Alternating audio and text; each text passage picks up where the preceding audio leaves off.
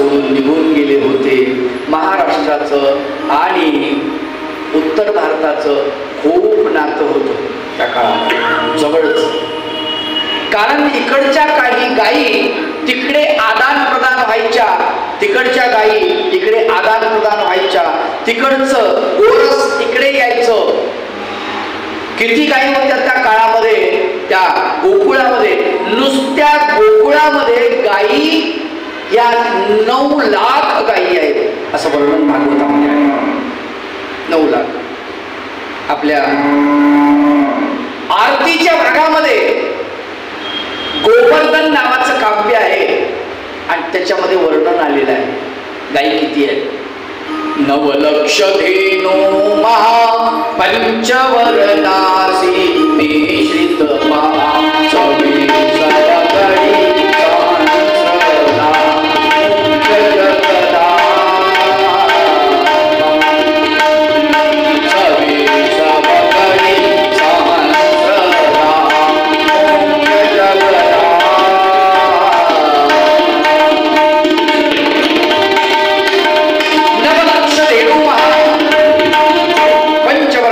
मिश्रित पहा सवे सवंगडी सहस्रदा मुख्य जगदात्मा.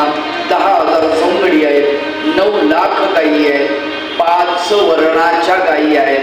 9 लाख गायी 5 रंगामध्ये अशा विभागलेल्या आहेत असं त्याचं वर्णन आलेलं आहे. म्हणजे गोकुळामध्ये किती गायी आहेत याचं वर्णन त्या ठिकाणी.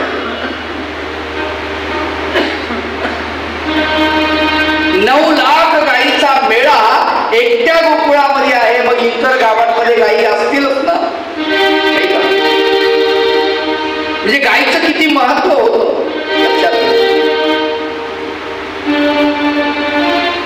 गायीचं पूजन केलं जातं भारतामध्ये. आजही गौमाता म्हणतात, तिचं पूजन केलं जातं. पण पूजन शब्दाचा अर्थ आपल्या हिंदू समाजाला समजत नाही. मी सांगत असतो पूजन म्हणजे काय, तर गाईला जेवू घालणे म्हणजे चारा टाकणे, तिला पाणी देणे वेळेवरती, तिची हीच सेवा म्हणजे तिचं पूजन आहे. तिला काय कळते, तिला गंध लावला तुम्ही, तिला फुलाहार घातला, तिला काय कळते, तिला काही समजत. पूजन माणसाला कळलं पाहिजे प्रत्येकाचं. काय वृक्षाचं पूजन म्हणजे वृक्षाला पाणी घालणे हे वृक्षाचं पूजन आहे. वडाची पूजा करा, वडा मला पाव, वडा मला पाव, वडापाव, वडापाव. मग वडापावासारखंच ते भेटतो नाही. अवघड आहे.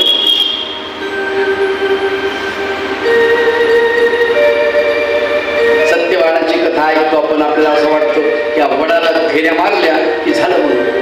असं नाही आहे, हे पद्धत आहे. फक्त वड नावाचा वृक्ष हा हजारो वर्ष आपली पाळीमुळे या जमिनीवरती रोवून असतो आणि तो मरत नाही. पण त्याच्यातून निर्माण होणारा ऑक्सिजन हा अत्यंत महत्वाचा आहे, म्हणून पूजन आहे. पूजन शब्दाचा अर्थ वडाला पाणी घालून त्याला वाढवणे एवढाच अर्थ. पण त्याचं काय झालं तुम्हाला सांगतो. खरी गंमत बाजूला राहिली आणि स्तोमच माजल्या गेलेला. बरं असं काही सांगितलं तर म्हणतात महानुभाव नास्तिक आहे.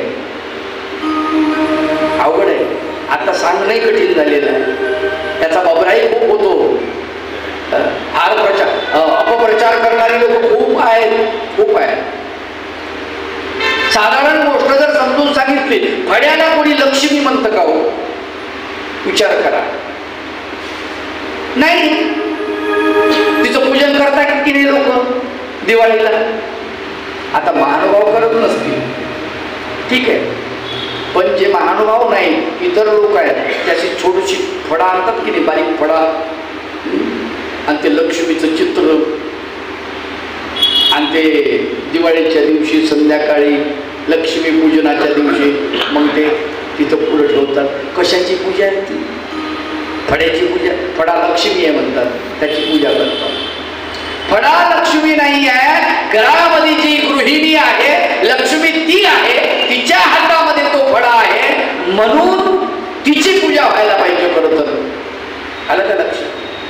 पण तिला लात मारतो माणूस, फड्याला लात लागली तर पाया पडतो. कमाल आहे नाही.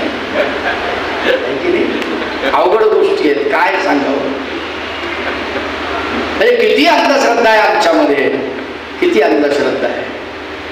आणि खरी लक्ष्मी बिचारी घर सारवते, घराला स्वच्छ ठेवते, तुमचे कपडे स्वच्छ ठेवते, तुम्हाला दररोज आंघोळीला पाणी देते. एवढंच काय, तुम्हाला त्या बाथरूम मध्ये नेऊन तुमची अंडरपॅन्ट, तुमचा टॉवेल नेऊन ठेवते. आंघोळ करता तुम्ही, अंडरपॅन्ट मिळते ती. अवघड आहे का नाही? काहून तुम्हाला हात नाही का? हाताला गप्पा आरोप झाला. लक्षात घ्या, आजपासून आपली अंडरपॅन्ट आपण पिळली पाहिजे. पत्नी म्हणजे तुमची नोकर नाही, आधारगिरी आहे. तिचा सन्मान तुम्ही ठेवला पाहिजे. तिच्याही मुखात भगवंताचं नाव आहे. सेविका नाही आहे तुमची, दास नाही आहे, स्वतंत्र आहे. तिचा सन्मान करा. लक्षात तुमची स्वामी चक्रधर महाराजांचा जो परिवार आहे, आपले कपडे कोणाला धुवून देत नाही. आपले कपडे आपण धुतात. ठीक आहे, बाहेरचे कपडे धुतले हरकत नाही, पण आमचे गुरुजी सांगायचे अंतर्वेष्टन कोणालाही व्हायला द्यायचं नाही. ही अंदर की बात आहे राजा. नाही, आपली अंडरपॅन्ट आपण धुतली पाहिजे. आपले मोजे पायातले आपण धुतले पाहिजे. आपले बुट आपण पुसले पाहिजे. फार बारीक बारीक गोष्टी आहे, हे आपण केल्या पाहिजे. दुसरं पाप लागते, त्यांनी पाप लागते. लक्षात ठेवा. दुसऱ्याला आपण ठीक आहे, अधिकरण आहेत खूप मोठे, त्यांची तुम्ही सेवा करताय, त्या ठिकाणी जर तुम्ही करताय हरकत नाही, पण कुठलाही अधिकरण आपलं अंतर्वेष्टन व्हायला देत नाही. हे लक्षात घ्या. आपण त्यांची शिष्य आहोत, आपण परिवार आहोत चक्रधराचा, आपण त्यांना अनुकरतो. मग आपल्याला हे कळलं पाहिजे, नाही का? रोहिणीला घेऊन तो निघालेला आहे. वसुदेव, आणि वसुदेव उत्तर भारतामध्ये नंदबाबाच्या गावामध्ये नंदबाबाचं आणि वसुदेवाचं मैत्रत्व आहे. तो आपल्या मित्राकडे आलेला. आल्यानंतर नंदबाबांनी त्याचं कौतुक केलं, स्वागत केलं. बा म्हणले, मित्रा या खूप दिवसापासून तुम्ही आलात, चला या निमित्तानं तुमचं आगत स्वागत करण्याचं अहोभाग्य आम्हाला लाभलेलं आहे. म्हणले, चांगलं झालं तुम्ही आलात. सूरसेन राजाने खूप चांगलं केलं, तुम्हाला राज्यातून काढून दिलं, म्हणजे याचा अर्थ आम्हाला तुमचा लाभ झालेला आहे. सुंदर अशा प्रकारचं घरामध्ये त्याला वास्तव्य दिलेलं आहे. वसुदेवाचा पहिला मुक्काम जो आहे तो मथुरेत न होता तो नंदबाबाच्या गावामध्ये म्हणजे गोकुळामध्ये. वसुदेव नंदवासी झालेले आहेत आणि गोकुळवासी झालेले आहेत. नंदबाबाच्या वाड्यामध्ये त्यांचं वास्तव्य आहे, त्या गोकुळामध्ये, आणि तिथे ते राहत आहेत. परकीय आक्रमण येतं राज्यावरती, राजधानी मथुरा, आणि या मथुरेवरती आक्रमण येतात. परकीय आक्रमण काय येतात माहिती तुम्हाला? राजा बेसावध असेल, परकीय आक्रमण येतात. राजा नशेमध्ये धूत आहे, परकीय आक्रमण येतात. राजा स्त्रियांच्या नादी लागलेला आहे, परकीय आक्रमण येतात. राजा नाच गाणे याच्यातच गुंग आहे, परकीय आक्रमण येतात. असे अनेक कारण आहेत. जनतेकडे दुर्लक्ष झाल्यानंतर परकीय आक्रमण यायला वेळ लागत नाही. राजा स्वार्थी बनला की परकीय आक्रमण आलं म्हणून समजा. असंच झालेलं आहे. मुळामध्ये स्वार्थापोटी कंसानं आपल्या पित्याला कारागृहामध्ये टाकलेलं आहे, उग्रसेनाला, आणि राज्य आपल्या ताब्यामध्ये घेतलेलं आहे. ही खरं तर ही पद्धत नाही आहे. आपल्या पूर्वजांनी असं शिकवलेलं नाही आपल्याला, ही संस्कृती नाही आपली. मातृदेवो भव, पितृदेवो भव, अतिथी देवो भव, आचार्य देवो भव, ही आपली संस्कृती. देवो भव म्हणलं की ते देवच आहेत असं नाही म्हणत. मोठी गंमत आहे. देव शब्दाचा अर्थ देवा समान, जसं आपण ईश्वरा समान पात्र म्हणतो की नाही, असा तो अर्थ आहे. आई देव आहे, वडील आहे असा पण म्हणतो, तसं नाही. देव शब्दाचा अर्थ त्यासारखे ती संस्कृती आहे. पण यानं मी त्याला कारागृहामध्ये टाकलं, राज्य आपल्या ताब्यामध्ये घेतलं आणि वसुदेवाला त्या गोकुळामध्ये आपलं बस्तान बसवलेलं आहे. आणि परकीय आक्रमण जेव्हा त्या मथुरेवरती येतं तेव्हा कंस बेसावध आहे आणि त्याचा सेनापती, आता मला सांगा, राजा बेसावध असेल, सेनापती कोपर्यंत रक्षण करणार. सेनापती नशेमध्ये विचारायला कोण आहे, व्यवस्थित चाललं का नाही, तुम्ही रक्षण करा आणि आम्ही इथं मजेत राहतो, असं कोणी ऐकणार नाही ना, नाही ऐकणार. बघा, राजा जर समजा व्यसनी आहे तर सैनिकही व्यसनी बनतात. राजा दुराचारी आहे तर सैनिक पदाधिकारी हे दुराचारी बनतात. राजा भ्रष्टाचारी तर पदाधिकारी भ्रष्टाचारी. राजा निर्मळ तर पदाधिकाऱ्यांवरती धाक असतो. ही सगळ्यात महत्वाची गोष्ट. आणि इथे ते चित्र पालटलेलं आहे. कंस नाच गाण्यामध्ये व्यस्त आहे. कंस हा भोग विलासामध्ये मग्न आहे. त्यामुळे परकीय आक्रमण झालं. सेनापतीने खूप सावरण्याचा प्रयत्न केला, पण मथुरेवरती ते आक्रमण इतकं वाढलं, संपूर्ण मथुरेला वेढा दिलेला आहे आणि आता मथुरा शत्रूंच्या ताब्यात जाणार असं चित्र निर्माण झालं. जेव्हा असं चित्र निर्माण झालं तेव्हा वसुदेवाच्या लक्षात आलं, कारण जवळच गोकुळ आहे. वसुदेवानी नंदाला सांगितलं, या गावाची राजधानी ही मथुरा आहे. मथुरेत जर स्थित्यांतर झालं, बदल जर झालं, राजा जर बदलला तर आपल्यावरती येणारा राजा कसं कर लावेल, काय आपल्याला त्रास देईल हे सांगता येत नाही. आहे तो बरा आहे असं म्हणून हे राज्य आपल्याला सांभाळणं आहे. आणि म्हणून वसुदेवाने या युद्धामध्ये उडी घेतलेली आहे. तो युद्धामध्ये आलेला आहे आणि अचानकपणे हा तरुण योद्धा सैन्यामध्ये आला आणि शत्रू सैन्यावर तुटून पडला. सपासप वार करायला सुरुवात केली आणि शत्रूंना हरवायला सुरुवात. शत्रूला पळता भुईभुई झाली. सेनापती त्याने पळणारा सेनापती कंसाचा त्याने विचार केला, कोण तरुण आहे हा? आणि सांगितलं, बाबा तू सांभाळ, आम्ही तुझ्या हाताखाली लढतो, तुझ्या मार्गदर्शनाखाली आम्ही लढतो, आम्हाला समोर होता येत नाही. आणि वसुदेव समोर झाले आणि शत्रू सैन्याला पळवून लावलं. शत्रू सैन्य पळून गेलेलं आणि मथुरा मुक्त झाली. शत्रूच्या दावणीतून मथुरा मुक्त झाली. सगळीकडे हर्षोल्लास झालेला आहे. कंसाला आनंद झाला. म्हटला, वा वा वा, काय योद्धा आहे, असा योद्धा. मग चौकशी करण्यात आली, कुठले आहेत, कोण आहेत. नंदबाबाने सांगितलं, हे महाराष्ट्रामधले आहेत, नंदीग्रामचे आहेत आणि राजा सुरसेनाचे पुत्र आहेत. म्हणले, आपली बहीण यांना देऊ. असा सोयरा जोडला पाहिजे. सोयरा कसा जोडला पाहिजे? आपल्या कामी येईल. अचानकपणे आपण संकटात आहेत, हा आपली याची ओळख नाही तरी सुद्धा हा आपल्यासाठी लढतो आहे, म्हणजे हा आपला हितकारी आहे, हितक्ष आहे, आपला सुहृद आहे. पण याला आपली बहीण दिली पाहिजे, आपला सोयरा जोडला पाहिजे. म्हणून त्यांनी ठरवलं, ब्राह्मणाला बोलवलं, जन्मपत्रिका काढलेली आहे आणि जन्मपत्रिका काढून सांगितलं.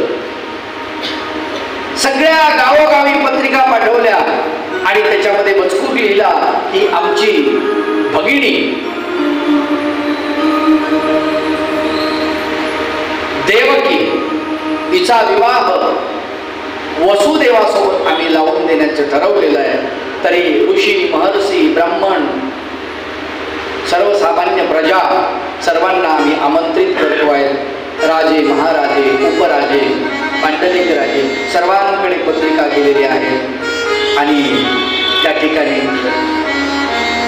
अगदी मुहूर्तावरती वसुदेवाचा आणि देवकीचा विवाह सोहळा संपन्न होतो आहे. भव्य असा मंडप उभारलेला आहे, सभा मंडप मोकळ्या मैदानावरती. अनेक प्रकारचे तिथे झुंबर लावलेले आहेत, मंडप सजवलेला आहे. विविध कला कुसरांनी तो मंडप सजवलेला आहे. रांगोळ्या काढलेल्या आहेत, सडा समर्जन केलेला आहे. ब्राह्मण वेद घोष मंत्र म्हणतायत. होम हवन चाललेला आहे, धार्मिक विधी सुरू झालेली आहे. 8 दिवसापासून ते सगळं सुरू आहे. देवकीला हळद लागलेली आहे, पाया पापड्या सगळ्या जमा झालेला आहे. हळदीचा कार्यक्रम पार पडलेला आहे, संपन्न झालेला आहे. आणि लग्नाचा दिवस उजाडला. जिकडे तिकडे सगळीकडे फुलांची रास आहे, फुलांचे ढिगच्या ढिग सगळे जमिनीवरती रोडवरती अंतरलेले आहेत, महामार्गावरती. मंडपामध्ये प्रवेश करताना मुख्य महाद्वार, मंडपाच्या महाद्वारामधून नवरदेवाला मंडपामध्ये आणलेलं आहे. या नवरदेवाच्या बाजूनं गोकुळातली मंडळी वराड म्हणून ही मथुरेमध्ये आलेली आहे. नंद बाबा हा वसुदेवाच्या पाठीमागे पित्यासारखा ज्येष्ठ बंधू म्हणून उभा आहे. लग्नाची घटिका भरत आलेली आहे. वेदीवरती वधूवरांना उभं करण्यात आलेला आहे. 2 पद्धतीने लग्न लागलेले आहेत. उत्तर भारतीय पद्धत यज्ञकुंडाच्या भोवती प्रदक्षिणा आणि महाराष्ट्रीय पद्धत अंतरपाठ. दोन्ही पद्धती म्हटले तुमच्याही पद्धतीने लग्न होऊ द्या, आमच्याही पद्धतीने होऊ द्या. कारण आम्हाला आमची पद्धत योग्य वाटते, तुम्हाला तुमची पद्धत योग्य वाटते, तर दोन्हीचा आपण समागम करूया या ठिकाणी. आणि अशा प्रकारे वसुदेव आणि देवकीचं लग्न लागते आहे. सर्वांना तिथे अक्षता पुरवल्या जाते आहे. अक्षता सगळ्यांच्या हातामध्ये पोहोचलेल्या आहेत. ब्राह्मणाने मंगलाष्टका म्हणण्यासाठी सुरुवात केली आहे. सर्वांना विचारलेलं आहे अक्षता मिळाल्या का. सर्वांनी होकार दिल्यानंतर त्यांनी मग लग्न सुरू करायचं का म्हटले सुरू करा. अंतरपाठ धरलेला आहे आणि लग्नाला सुरुवात झाली.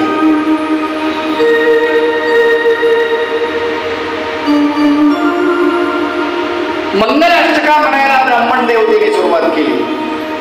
यम ब्रह्मा वरुणेंद्र रुद्र मरुत स्तुलवन्ति दिव्ये स्तवे वेदे सामपदक्रमो पठिसते गायन्ति यं सामगा ध्यानावस्थित तद्गतेन मनसा पश्यन्ति यं योगिनो यशान्तं न विदुषुरास्मगणा देवाय तस्मै नमः. गुरुवरी शुभमंगल सावधान. एक मंगलाष्टका होते आहे आणि वधूवरावरती अक्षता पडतात, फुलांचा वर्षाव होतो आहे. हा मंगल सोहळा पार पडतो आणि पार पडल्यानंतर रथामध्ये वधूवराची मिरवणूक निघते आहे. त्याला शोभायात्रा म्हणतो आपण. मिरवणूक निघाली गावामध्ये आणि त्या मिरवणुकीच्या समोर कंसाला आनंद झाला. कंस बेभान होऊन नाचतो आहे. बहिणीच्या लग्नात आनंद झाला त्याला. मृदंग वाजतो आहे, तबला वाजतो आहे, ढोल वाजतोय, ताशे वाजताय, सनई चौकडा अनेक प्रकारचे वाद्य. हा सुंदर वातावरण आहे. जुन्या काळामध्ये सगळं असायचं. वरातीमध्ये सनई चौघडे आणि वेगवेगळे राग गायले जायचे. वातावरण अगदी मंगल प्रसन्न असायचं. आता देवलोकांना ही गोष्ट माहिती आहे की या देवकीच्या पोटी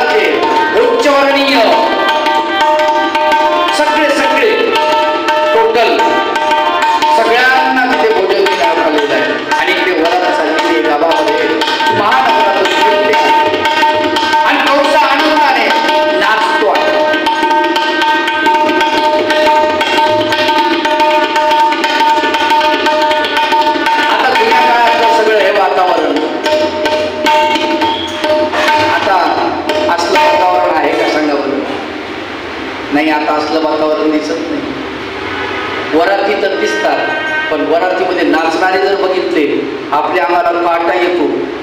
तो कसं नाचतं काय माहिती. कदाचित जर दृश्य दिसलं असं वाटतं याच्या अंगात भूत घुसलं की काय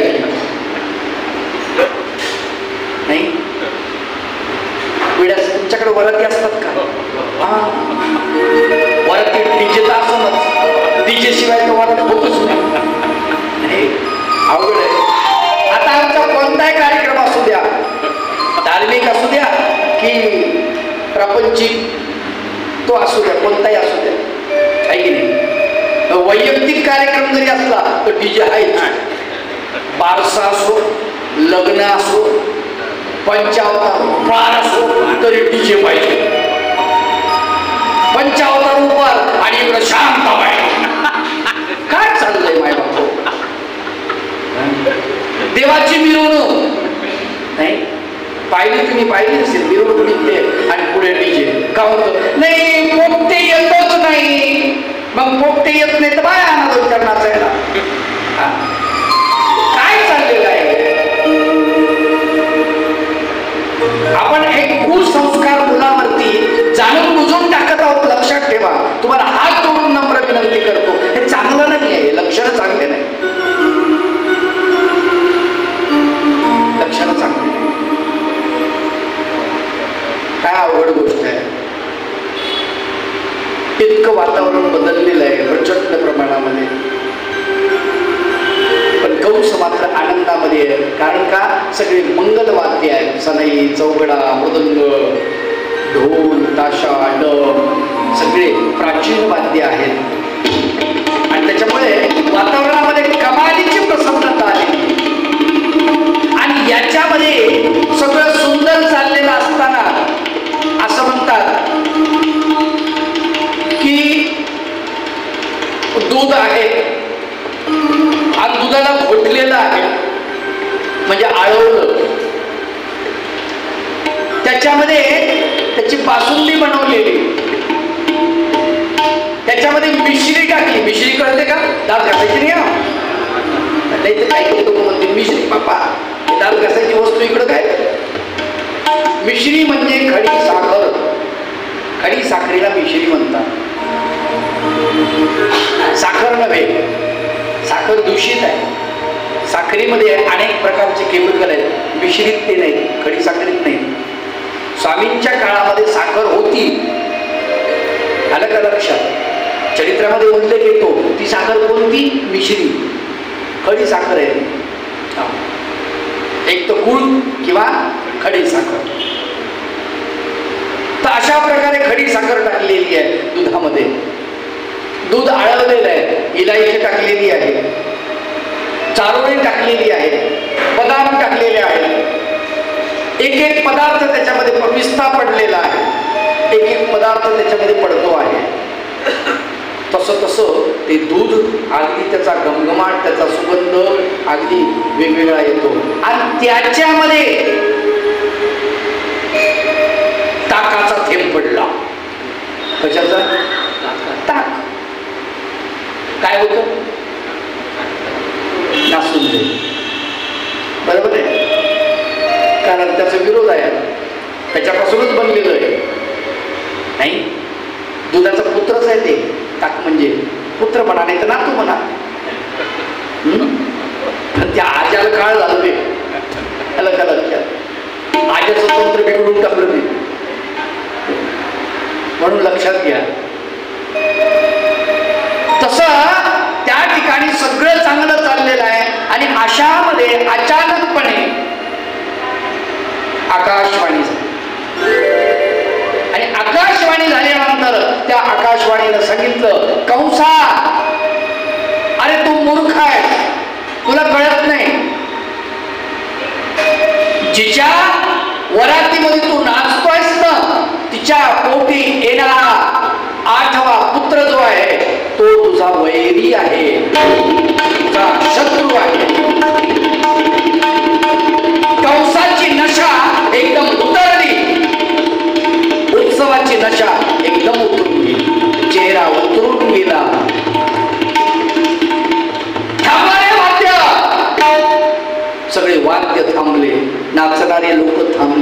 वाजवणारे थांबले, गाणारे थांबले, फुलं फेकणारे थांबले, नाही कलश घेऊन जाणाऱ्या माऊल्या त्याही थांबल्या. नेमकं काय झालं? काहून आदेशाला थांबण्याचा? सगळं जाग्यावर सगळ्या उत्सवावरती पाणी फिरण्यात गेलं. वाईट वाटलं पावसाला. काय करावं काय करावं विचार करतो.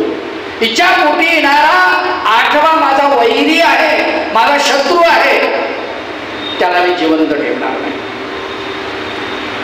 म्हणतातच ना, व्याधी आणि वैरी.